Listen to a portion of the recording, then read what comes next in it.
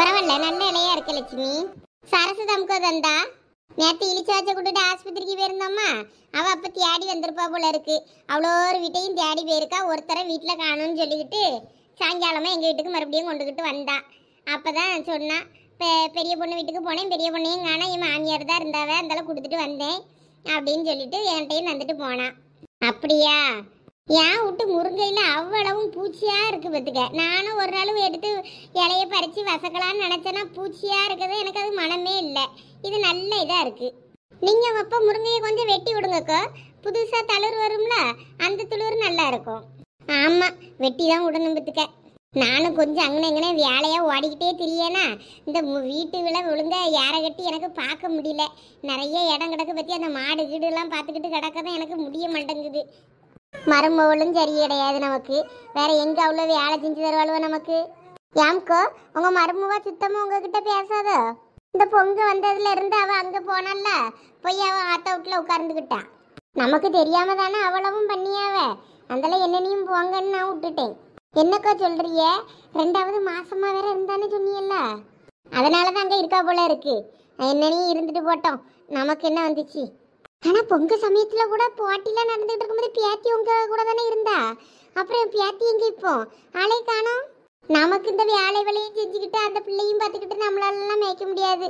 அதான் இவன் போகும்போது கொண்டு போய் கொண்டு போய் விட்டுட்டு வந்துட்டான் போல இருக்கு. இப்போ இவன் மட்டும்தான் அங்கே சுற்றிக்கிட்டு இருக்கான். வாரத்தில் 4 நாள் அங்கே இருப்பான், 3 நாள் இங்கே இருப்பான்.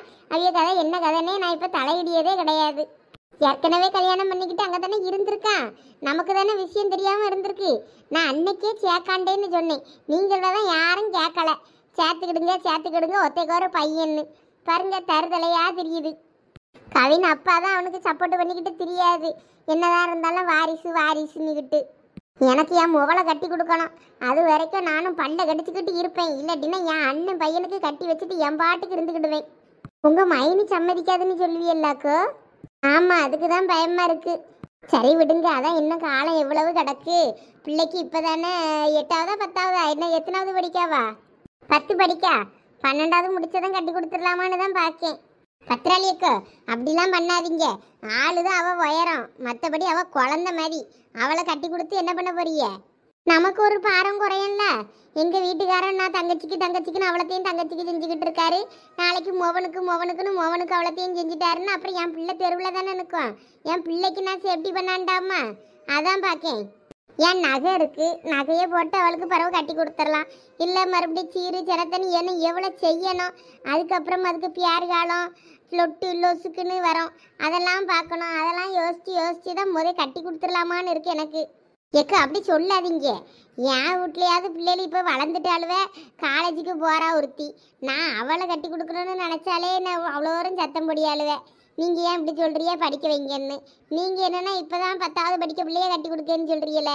என்னக்கோ நீங்கள் என்னத்தை சொல்ல போ லட்சுமி. இந்தா பெரிய பொண்ணு பால் காய்ப்பு வச்சுருக்கா. சீரு சிறந்துன்னு அவ்வளவும் செய்யணுங்காரு. அதை நினச்சாலே எனக்கு மூச்சு முட்டாக இருக்குது. அவள் ஓடி போய் கல்யாணம் பண்ணிக்கிட்டான்னு அதுக்குன்னு இப்போ அவளுக்கு நகை போடலை. அதனால நான் சீர் பொருளெல்லாம் செய்யுங்காவ. எனக்கு ஒன்றும் புரியல. ஏதோ ஒரு பொருள் 2 பொருள் கொடுக்கலாம் கண்டு இருக்கு. வீட்டுக்கு தேவையான அத்தனை பொருளும் கொடுக்கணுன்னா அது என்ன கணக்குன்னு எனக்கு ஒன்றும் வழங்கலை. எக்கோ, நீங்கள் இதை செய்யறதுக்கு பதிலாக எப்படியும் பெரிய பொண்ணுக்கு அம்மைக்குள்ளே நகை இருந்திருக்கும்ல, அதை கொடுத்துருக்கலாம்ல. எதுக்கு இதை செய்யணும்? சரி, கல்யாணத்துக்கு நகை போடலைன்னா இப்போ என் அம்மா நகை இருந்தால் அதை கொடுத்துட வேண்டியது தானே. அப்போனா சீர்ஜனத்தை செய்யணும்னு அவசியம் இல்லைல்ல. நான் இப்படி கேட்டேன்னு தப்பாக நினச்சிக்கிடாதீங்கக்கோ. மனசில் பட்டுச்சு, அதான் கேட்டேன். கல்யாணத்துக்கு நகை போடலைனாலும் சரி, இப்போ பால் காய்ப்புக்கு அந்த நகையை தூக்கி கொடுத்துட்டேன்னா நீங்கள் சீறு பொருள் பெருசாக செய்யணும்னு அவசியம் இல்லைல்ல. ஏதோ 1-2 பொருள் செஞ்சால் போதும்ல, அதான் கேட்டேன். எனக்கு அவ்வளவு இந்த குடும்பத்து கதை தெரியாது. அது அம்மைக்கு நகை எவ்வளவு இருந்து என்ன கதைலாம் எனக்கு தெரியாது. எங்கள் வீட்டுக்காரர் ஒரு முறை சொல்லியிருக்காரு பார்த்துக்க லட்சுமி. அவிய அப்பாவுக்கும் அவிய சித்தப்பா பையன் அப்புறம் அவிய தம்பி இந்த மாதிரி ஏதோ சொத்து பிரச்சனை கொஞ்சம் இருந்திருக்கும் போல இருக்கு. அதில் கேஸு போட்டு என்னமோ நிறைய நகை தோட்டம் நிலம்னு நிறைய விற்று செலவு பண்ணியிருக்காவ கேஸுக்காண்டி. அதில் தான் நிறைய மண்ணா போச்சுன்னு சொல்லுவார். அப்போ தான் அந்த நகையெல்லாம் விற்றுருப்பாவன்னு நினைக்கேன். அதனால் நான் ஒரு நாள் அந்த நகையை பார்த்ததில்லை பார்த்துக்கிடுங்க. கடைசியாக ஒரு 4-5 பவுனுக்கான மட்டும் தொழில் தொடங்குறதுக்கு கொஞ்சம் ரொட்டேஷனுக்கு தேவைப்பட்டுன்னு விற்றேன்னு சொன்னார். அதனால் நம்மளும் வேற அதை பற்றி ஒன்றும் பெருசாக நமக்கு தெரியல. அப்படியா? நான் ரொம்ப நாளாக நினச்சிக்கிட்டு இருந்தேன் பார்த்துக்கிடுங்க. நானும் உங்ககிட்ட கேட்கணும் கேட்கணும் கேட்டால் நீங்கள் வேறு எதுவும் நினைப்பீங்களான்னு நினச்சிக்கிட்டு தான் வேறு நானும் கேட்க பயந்து கேட்கல. இந்த பெரிய பொண்ணு அம்மா நகை என்னாச்சு, நீங்கள் அதை கொடுக்கலாம்லான்ட்டு கேட்கலான்னு நினச்சிக்கிட்டே இருந்தேன். எனக்கு எதுவும் தெரியாது லட்சுமி. இனிமே அவிய என்ன பண்ணி அவ்வளோ பண்ணிட்டு போட்டோம். வா பெரிய பொண்ணு. அட பெரிய பொண்ணு, இங்கே பாரு உங்கள் மைனி. உங்கள் மைனியை ஆளை கையிலே பிடிக்க முடியாத அதிசயமா அங்கே உட்கார்ந்துருக்காவே. ஆமாம் அதானே.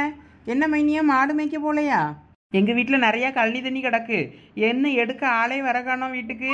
வந்து கழனி தண்ணியை எடுத்துட்டு போங்க. நரைஞ்சு ஊற்றிட்டு அடக்கு. வீடு முழுக்க நாரிட்டு அடக்கு. நாரிட்டு கிடந்து அந்த கழனி தண்ணியை நீயே குடி. வந்துட்டா கழனி தண்ணி எடுக்கலையா, மாட்டுக்கு புண்ணாக்கு வைக்கலையான்னு. என்ன பத்திராளியக்கோ பெரிய பொண்ணு மேலே இப்படி கோவம் விடுறியே? அவ என்ன தப்பா கேட்டுட்டா? எப்போ பார்த்தாலும் மாட்டை மேய்க்க போறேன், அங்கே போறேன் இங்கே போறேன்னு ஓடிக்கிட்டே கிடைப்பியல. கல்வி தண்ணி வீட்டில் நிறைஞ்சு விட்டுதே, வந்து எடுக்க வரலையே, என்னாச்சுன்னு தானே கேட்கா. பதில் சொல்லுங்க விருப்பம் இருந்தா, இல்லைன்னா விடுங்க. அதுக்கே அவன் மேலே இப்படி கோவப்படுறியே? அது ஒன்றும் இல்லை உமா, எங்கள் மைனிக்கு இப்போ பால் காய்ப்புக்கு பொருள் தரணும்ல, அதான் கொஞ்சம் கோபமாக இருப்பாவ. இவளுக்கு அவ்வளோ பொருளையும் கொண்டு கொடுக்கணுமேன்னு. ஆமா, நான் வாயை கட்டி வைத்த கட்டி பாலை கறந்து வீடு வீடா விற்று நான் காசு சேர்த்து வைப்பேன்னா, நீ உங்க அண்ணங்காரன் அவ்வளவுத்தையும் உனக்கு செஞ்சானே எனக்கு கோபம் வரதானே செய்யும். அப்படின்னா பெரிய பொண்ணுக்கு நகை போடுங்க. நகை விற்க விலைக்கு பொருள் இப்போ காசு கம்மி தானே நகையோட ஒப்பிடும்போது. அப்போ நகையை போடுங்க, ஒரு 25-30 போனாது போடுங்க. இது நல்ல கதையா இருக்க. அப்பனா அவளை ஓடி போகாம வீட்டில் இருக்க சொல்லி இருக்கணும். வீட்டில் இருந்து அவள் அண்ணன் பார்த்து கட்டி வச்சிருப்பாம்ல, அப்போ ஒரு நகை போட்டிருப்பாரு. அவளை யாரும் ஓடுகாலி கணக்க ஓட சொன்னது காலை கிளப்பிட்டு. இதுவும் நியாயமான கேள்விதான். சரி சரி பத்திராளியக்க விடுங்க, கோவப்படாதீங்க. அவளும் இப்படிதான் பேசிட்டு அடப்பாளுவ. அதை ஒரு காதில் வாங்கி இன்னொரு காதில் விட்டுட்டு போயிட்டே இருக்கணும். அதெல்லாம் மண்டைக்கு ஏற்றிக்கிடப்படாது. சரி லட்சுமி, நான் வீட்டுக்கு போயிட்டாரே. இங்கே நான் இருந்தேன்னா எனக்கு மண்டகடம் வந்து போயிடும். இவ்வளோ கிட்டலாம் பேச ஆகாது எனக்கு. இதுக்கு தான் இவ்வளோ இருக்கும்போது நான் அந்த தசைக்கே எட்டி பார்க்கறது கிடையாது. நானும் கொஞ்ச நேரம் உங்ககிட்ட உட்காந்து பேசிட்டு போகலாமே வரலாமான்னு தான் நினைப்பேன். இவ்வளோ உங்ககிட்டே தான் கிடப்பாளுவேன். இவ்வளோ இருக்க இடத்துல இருந்தால் நமக்கு மூச்சு முட்டாய் பிறந்தா வரதே கிடையாது பார்த்துக்க. ஐயா மைனி இருங்க, எதுக்கு போறிய? உன் வீட்டில் தான் கழனி தண்ணி எடுக்க போகிறேன். அப்படியா? போங்க போங்க. கழனி தண்ணி ஊற்றிட்டு அடக்கு. எங்கள் மாமியார் வேற கத்திட்டு அடக்கு. உங்கள் மைனியை கூப்பிடு இல்லைன்னா நீ கொண்டு போய் ஊற்றிட்டு வான்னு. நல்ல வேலை நீங்களே போகிறீங்க. போயிட்டு கழனி தண்ணி நிறையா இருக்குது, எடுத்துகிட்டு போங்க. வரேன் லட்சுமி. சரிக்கோ. என்ன பெரிய பொண்ணு, உங்க ஜெகன் மோனி இப்படி ஓடுது? விடுவோமா, ஏதாவது வைத்த கித்த கலக்கிருக்கோம், அதான் அப்படி சொல்லிட்டு ஓடும். என்னலாம் நீங்க 2 பேரும் ஜோடி போட்டுக்கிட்டு வந்திருக்கியே? அது ஒண்ணும் இல்ல லட்சுமி அக்கா, இளிச்சவாச்சி வீட்டுக்கு தான் போனோம். அவ ஒரே தலைச்சுட்டு மாதிரி இருக்கு. நான் கொஞ்சம் படுத்து தூங்க போறேன்னா, அந்தல நீ தூங்கம்மான்னு நாங்க இங்க வந்துட்டோம். சோறு கறி ஏதாவது ஆக்குனாலாமா தெரியல. வீட்டுக்காரர் விடிய காலமே போயிட்டாருன்னு சொன்னா. சோறு கறி எதாவது ஆக்கியிருக்காண்டான்னு தான் நினைக்கேன். ஐயா அப்படியா? நான் கொஞ்சம் இந்த முருங்கலையே உருவிட்டு இனிமே கொஞ்சம் கூட்டு வச்சு கொண்டு போகலான்னு நினச்சிக்கிட்டு இருந்தேன். சரி கொஞ்சம் நல்லா சத்தை சாப்பிடட்டும்னு நினச்சிக்கிட்டு. அப்போ சாப்பாடு ஒன்றும் செஞ்சுருக்க முடியால? சரி இனிமே அப்போ சாப்பாடை செஞ்சு கையோட கொண்டு போயிருங்க, அவ்வளோதானே? ஆமாம் அப்படிதான் கொண்டு போகணும் போல இருக்கு. ரொம்ப முடியலையா? இல்லாட்டி அவளை எங்கேயாவது கூப்பிட்டு வந்துருக்கலாம்ல. நாங்களும் இங்கே கூட்டிட்டு வரலான்ட்டு தான் லட்சுமி அக்கா வீட்டுக்கு போகிறோம் வாரியான்னா. இல்லை எனக்கு கொஞ்சம் ஒரு மாதிரி இருக்குது, நான் கொஞ்சம் தூங்க போகிறேன்ட்டா. அந்தளவு சரி தூங்குன்ட்டு வேற வந்தோம். எதை வாந்தி கிந்தி எடுத்தாலாமா? இல்லை வாந்திலாம் இல்லைன்னால. நான் இன்னைக்கு பருப்பு குழம்பு தான் வைக்கலான்னு பார்த்தேன். பருப்பு குழம்பு வச்சு இந்த பொரியலை பண்ணி வச்சிடலான் இருக்கேன். இன்னைக்கு புதன்கிழமை தானக்கா, மீனுக்குன்னு எதுவும் ஒன்றும் எடுக்கலையா? இல்லைடா, இன்னைக்கு பிரதோஷம், நாளைக்கு மாத சிவராத்திரி. அதனால என்ன நாளைக்கு வச்சு தூங்க முடியாது பத்தியா. அதனால தான் நான் மீன் எடுக்கல. பருப்பு கறி வச்சு இந்த பொரியலை பண்ணிடலான்னு பார்த்தேன். ஆமாம், உங்களுக்கு வேற வேலை இல்லை. சும்மா நவமி தசமி கிசமின்ட்டு எல்லாத்தையும் பார்த்துக்கிட்டு அடப்பிய. செவ்வாய் வெள்ளி மட்டும் பார்க்கணும், மற்ற நாள் சும்மா என்னத்தினால செஞ்சு விட வேண்டியது தானே. இல்லைல்ல இன்னைக்கு பருப்பு கறி தான். நாளைக்கு வேணா ரசம் கிசம் வச்சு வேற ஏதாவது பண்ணிக்கிடலாம். அம்மா இவ்வளவு பேசுறியே, நீ என்ன கறியாக்குனா? நான் இங்க கறி வச்சேன். இனிமே நீங்க கறி வைப்பீல்ல, உங்ககிட்ட வாங்கிக்கிட்டு போக வேண்டியதுதான். எங்க மாமியாரும் மொவா வீட்டுக்கு போயிட்டு நான் ஒருத்தி தான். எங்க வீட்டுக்காரன் ஆபீஸ்ல சாப்பிட்டுக்கிடுவாரு. என் மொவாலும் பள்ளிக்கூடத்துக்கு போயிட்டா. இனிமே எனக்கு மட்டும்தானே. அதனால உங்ககிட்ட கொஞ்சம் மதியத்துக்கு சாப்பிட்டுட்டு ராத்திரிக்கு கொஞ்சம் குழம்பு வாங்கிட்டு போனேன்னா ஒப்பேத்திருவேன் ராத்திரிக்கு. அதான் பார்த்தேன். உன்னை மாதிரி ஒருத்தி இருந்தா போதும், விளங்கிரும் ஊரு. சும்மா இருங்க லட்சுமி அக்கா. ஒரு வாய் சோறு போட மாட்டீங்களா என்ன உங்க வீட்டுக்கு வந்தா? பெரிய பொண்ணுக்கு அவங்க வீட்டில் என் மாமியாரே எல்லாம் செஞ்சு வச்சிருது. அவள் போனால் நல்லா தின்னுட்டு வந்துடுறியா? நமக்கு அப்படியா சொல்லுங்க? நம்மளே செஞ்சு நம்மளே சாப்பிட்டுட்டு எப்படி வாழ்க்கையே வெறுப்பாக இருக்குது பார்த்துக்கிடுங்க. எதுக்கும் போகும்போது சரசக்கா வீட்லயும் ஒரு எட்டு கேட்டு பார்க்கணும். மீன் கிரியாதான் ஆக்கியிருக்காவளான்னு. ஆக்குனா அங்க கொஞ்சம் குழம்பு வாங்கிட்டு போனேன்னு வைங்களா, 2 கிழமையும் கலந்து ஊத்தி தின்னுக்கிடலாம். எப்படிதான் உனக்கு இந்த சோறெல்லாம் சீரணம் ஆகுதோ தெரியல. உங்களுக்கு வயிற்றுச்சல் இவ இப்படிலாம் மிச்சம் பிடிக்காளேன்னு. லட்சுமி அக்கா அசத்திட்டிய போங்க. ஆமா லட்சு, குழம்பு வேற லெவல் போங்க. ஏலா சும்மா சொல்லணுமேன்றதுக்காண்டி என்னத்தையாவது சொல்லிட்டு அடக்காதீங்களா? குழம்பு நான் எப்பயும் போலதான் வச்சிருக்கேன். எனக்கு என்னமோ அன்னைக்கு ஒன்றும் பெருசா நல்லா இருந்த மாதிரிலாம் ஒன்றும் தெரியல. எப்பயும் நான் பருப்பு கறிக்கு கத்தரிக்காய்லாம் போடுவேன். இன்னைக்கு கத்தரிக்காய்லாம் இல்லை.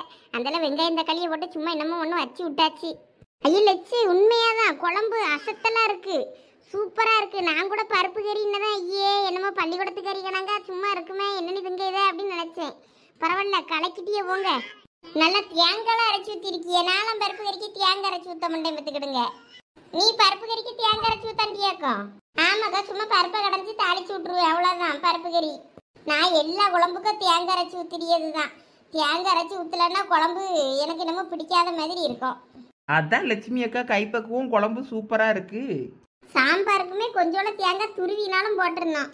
தேங்காய் சேர்க்காம குழம்பு வைக்கவே விடாது. அதான் மாங்குன்னு தேங்காய் நிறைய திருவி கிடந்தீல. முருங்கலையிலையும் நிறைய தேங்காய் போட்டிருக்கீல.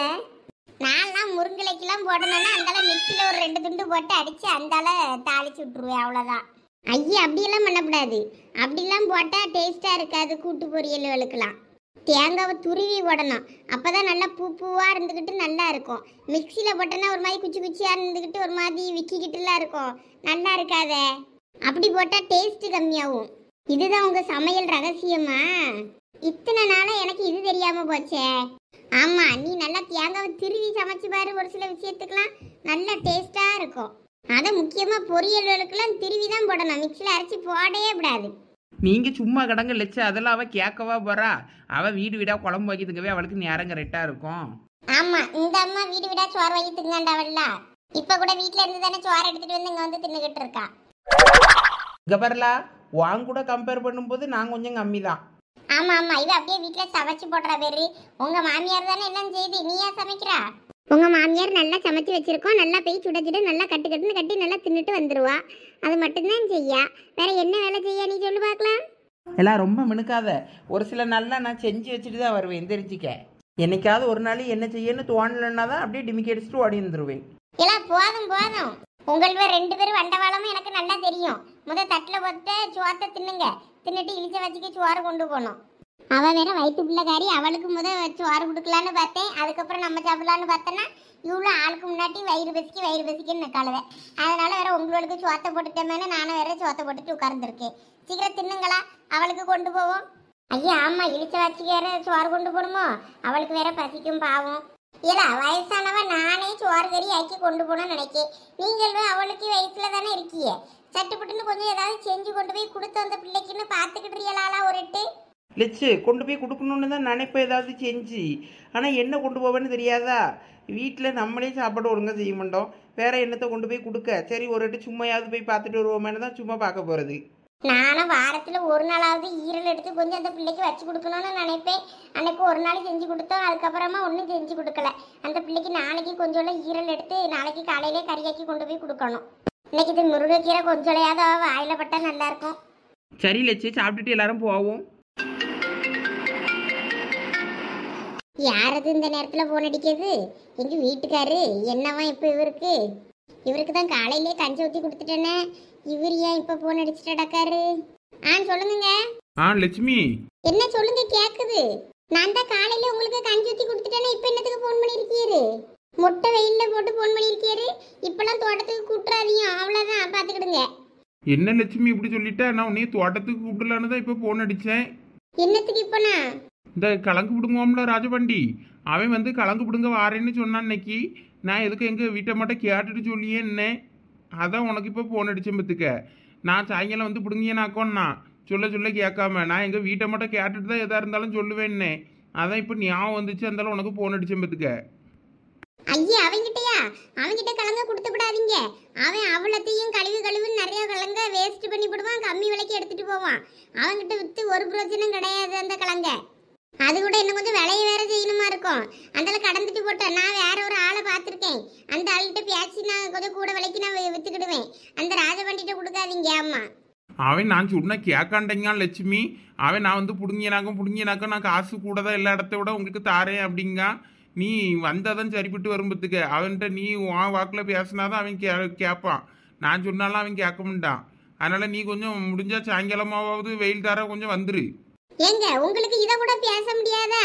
கிழங்கு பிடுங்காதன்னு சொல்லதுக்கு என்னமோ அவன் விட்டு போட்ட கிழங்கையே அவன் பிடுங்கிட்டு போறான்.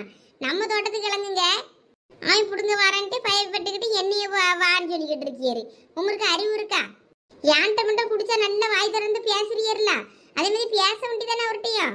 சரி கோவப்படாத லட்சுமி. நீ கொஞ்சம் வந்தாதான் சரிப்பட்டு வரும்பத்துக்க. நீ தோட்டத்துக்கு வந்து எட்டியே பார்க்க மாட்டேங்க. ஓலெல்லாம் அந்த ஆளை கிடக்கு. அந்த இது வேற பிடுங்கணும்னு பார்த்தேன். கடலை வேற நாளைக்கு பிடுங்கணும். சரி, அதாவது நாளைக்கு காலையில் உடனே வர சொல்லலாம்னு நினச்சேன். நீ எதுக்கும் வந்துட்டு பார்த்துட்டு போய் அந்த தோட்டத்தை ஒருட்டு. சும்மா இப்போ எப்ப பார்த்தாலும் தோட்டத்துக்கு வான்ட்டே அடைக்காரு. நீர் தானே எல்லாம் பார்த்துக்கிட்டே நீ வராண்டா நீர் போத. அதுக்காக தோட்டத்தை நீ வந்து எட்டியே பார்க்கப்படாதுன்னா இருக்கு. வந்துட்டு போ. சரி, வேணா வெயில் தார சாயங்காலம் வாரேன். ஆனா அந்த ராஜபாட்டியை மட்டும் கிழங்கு மட்டும் பிடுங்க விட்றாதீன்னு சொல்லிட்டேன் அம்மா. அப்படியே கிழங்கு பிடுங்க வந்தாருன்னா என் பொண்டாட்டி வருவா, கொஞ்சம் நில்லுன்னு சொல்லி வைங்க. அதுக்கப்புறமா பிடுங்க சொல்லுங்க, நான் வந்து பார்த்துக்கிட்டேன். சரி சீக்கிரமா வர பாரு. வாரேன். இந்த மனுஷனுக்கு அறிவே கிடையாதம்மா. என்னாச்சு லட்சு?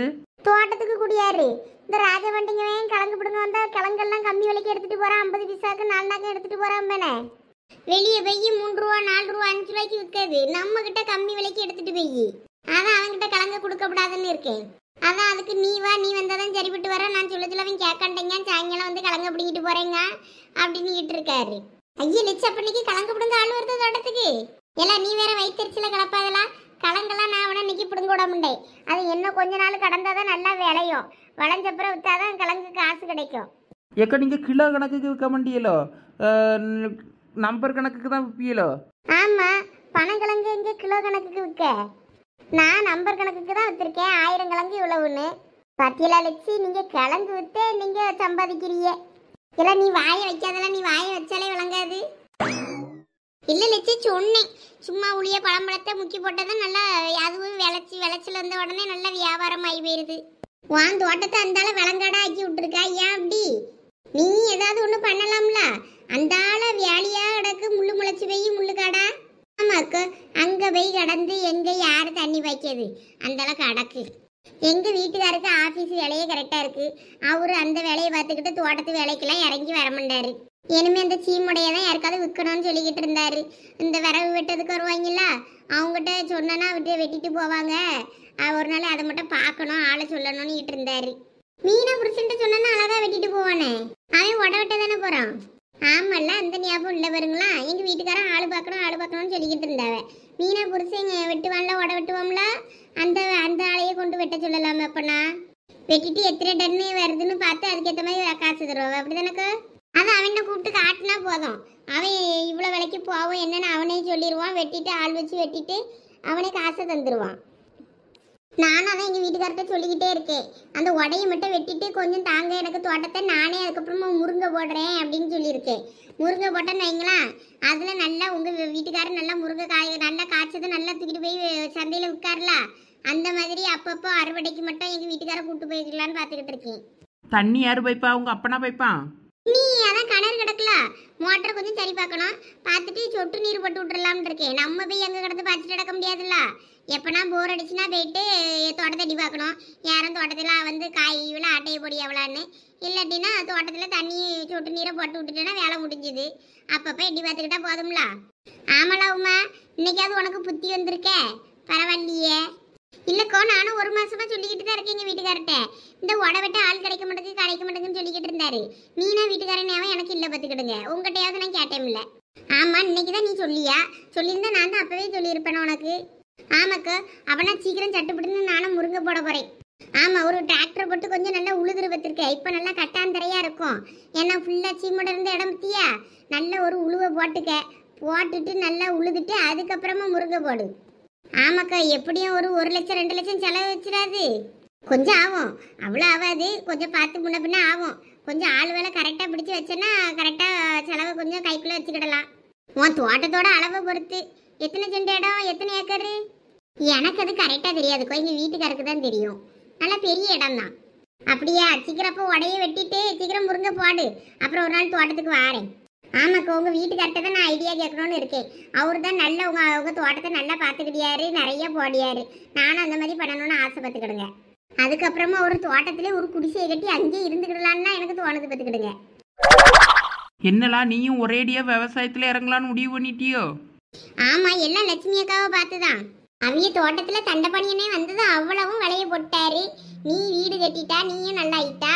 அப்படி வரிசையா எல்லாரும் நல்லா இருக்கியே, நான் மட்டும் வாயை பார்த்துக்கிட்டே இருக்கோம்ல. அப்ப நானும் ஒரு தோட்டத்தை போட்டு நானும் முருங்கையாவது போட்டு வியாபாரம் பண்ணாண்டாமா? அதுக்குதான். நல்லதுதான் நல்லதுதான், ஏதாவது உருப்படியா செஞ்சா நல்லது தானே. ஆமா லட்சு, நானும் அதான் மனசுல நினைச்சிட்டே இருக்கேன், பார்த்துக்கிடுங்க. இந்த பெரிய பொண்ணுலாம் வீடு போட்டுட்டாலே நம்ம இன்னும் குடிசையிலே இருக்கோமேன்ற மாதிரி இருக்கு. ஓட்டு வீடு தானே எங்க வீடு.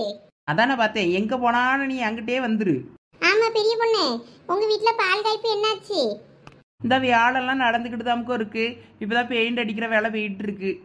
இப்பவே என்னத்துக்கு பெயிண்ட் எல்லாம் அடிச்சுட்டு அடக்கிய? வேலை கொஞ்சம் குறை போட்டு வைங்க, அதான் நல்லது. இல்லைன்னா திருஷ்டி பட்டு போகும். வேலை குறை போட்டிருக்கு, இருந்தாலும் கொஞ்சம் என்ட்ரன்ஸ் அழகா இருக்கணும்னு கொஞ்சம் கலர் அடிச்சிருக்கோம். இந்த 11ஆம் தேதி பாலை காய்ச்சிட வேண்டியது தான். ஆமா, உனக்கு வேற ஏதாவது செய்யணும், என்ன செய்யன்னு யோசிச்சுக்கிட்டே இருக்க, என்ன ஒன்றும் பிடிபடலை. ஆமா, இவளுக்கு என்னத்தை செய்ய? இவளுக்கு எல்லாமே தான் ஐயா அண்ணன் செய்யாரு. அதனால நம்ம என்னத்தை செய்ய? போய் தின்னுட்டு வந்துட வேண்டியதான். ஒரு 100 ரூபா மொய்ய வச்சுட்டு. 100 ரூபா கூட வைக்கணும்னு அவசியம் இல்லை. நம்ம வீட்டுக்கு நம்மளே காசு கொடுத்தா நல்லாவா இருக்கும்? போயிட்டு சாப்பிட்டுட்டு மட்டும் வரலாமான்னு யோசிச்சுக்கிட்டு இருக்கேன். நல்லா வாசி ஜோத்துக்கு மட்டும் வந்துரு. மொய் ஒன்றும் வச்சிடாத. மொய் வைக்கலன்னா உன்னைய உள்ளே சேர்க்க முடியும் பார்த்துக்க. ஏன்னா 2 பேரும் சண்டை கிட்ட போட ஆரம்பிச்சிடாதீங்களா? சீக்கிரம் சோத்தை தின்னுங்க. அடுத்து இழுத்த வச்சுக்க சோத்தை கொடுத்துட்டு நான் தோட்டத்துக்கு போனோம். லட்சி, நானும் தோட்டத்துக்கு வருவேன். ஆமா லட்சி, நானும் வருவேன். தோட்டத்தை பார்த்துக்கிட்டு தான் நான் என் தோட்டத்தை என்ன நீ மெயின்டைன் பண்ணணும்னு எனக்கு தெரியும். அதனால நானும் தோட்டத்துக்கு வருவேன், பார்த்துக்கிடுங்க.